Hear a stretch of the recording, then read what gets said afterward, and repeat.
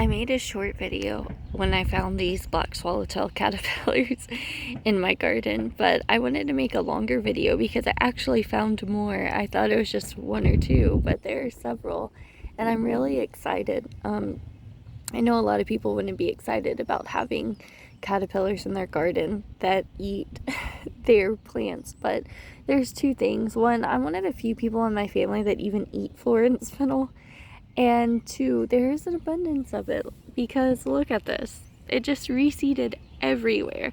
So I was sending out some buttercups and I came across all of these swallowtails and I thought they were so cool. They grow to be the large black swallowtail caterpillars or butterflies, and I thought that was really amazing. They're a beautiful butterfly. They are native around here. You can see them all over the United States, but especially in the deep south. And it's so cool that they chose our garden, especially our perennial garden, to lay their eggs and hatch out. And these guys are gonna stay here. I'm not going to remove them. It would be different if it was like a tomato hornworm or something, because I have such a hard time getting tomatoes due to hornworms. But these guys are kind of in our perennial garden, which is mostly flowers, and they're not causing harm to anything. I think it'll be really cool to watch them form their chrysalis and then eventually hatch out and turn into butterflies. So that'll be so much fun, especially for Alexa, who is obsessed with butterflies. Every night she has us turn on butterflies and 4K HD on our TV, and she watches them and listens to classical music for hours, which is crazy for a 5-year-old, but it's adorable. So I think she'll be really excited to see the video and to come out here and get to see these caterpillars when she wakes up in a little bit. So here's one of them, and then right up here there's another one, so you can see there's at least two, and then right down here there is another one that I missed earlier, which is really cool. And so these guys are munching away on the whole stem, not just the leaves, but you can kind of see this one broke, I guess because the weight of the caterpillar after it got munched on. You can see it's missing all of the ferns. And then here's a really good example of a fennel. They kind of ate a lot of the ferns off on it and moved on. So it looks like the bigger caterpillars are actually eat some of the stems, but I could be wrong because there is where ferns used to be right there. Looks like they've kind of munched that away. How cool is that? Now they have some cool defense mechanisms. A lot of swallowtails do if you like poke them. And this isn't the first swallowtail caterpillar we found in our garden. I made a video about one that we found on our Sumatsu orange last spring, and that one was an orange dog caterpillar. It turns into one of the largest, or the largest swallowtail butterfly in North America, which is really cool. So it's cool just to see a whole host of different swallowtails. Now these guys, I am touching it because I do want to see its reaction. It's actually really calm. With the orange dog butterflies, they actually have this red fork that comes out and it emits different hormones and smells, but it looks like these are, at least they're not showing me if they have that.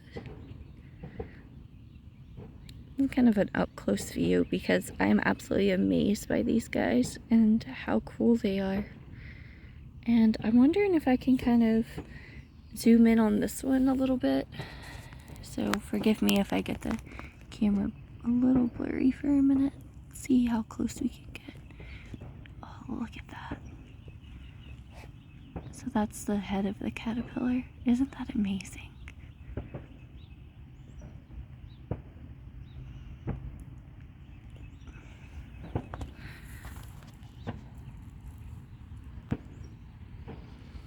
It's just so cool to see all of these hanging out here. Got a couple of different angles and perspectives here. So I know it's not like a crazy fun video. I just thought it would be cool to kind of show off all of these caterpillars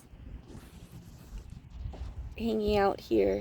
I mean, I'm absolutely amazed to to have all these in our garden. They're so cool looking, and I think I'm just gonna let them have their share of fennel, and hopefully they come back year after year, because like I said, this is a perennial garden.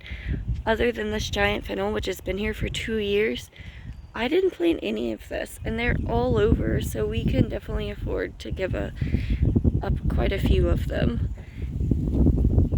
And a couple of other plants that these guys enjoy include dill, Queen's Anlace, which is a relative of carrots, and carrot tops. So if you have those to share, that's also really cool. Dill especially attracts swallowtails. In fact, in our homeschool group, there's a mom who creates butterfly boxes, and it's always with dill to use as a food source for the swallowtail butterflies, which is really cool. So I just kind of wanted to hop on here and share this. I know it's not a really crazy informative garden video or homesteading video, but we appreciate all of the wildlife in our gardens so much and on the homestead, and creating host plants for things that are really cool and that we really care about.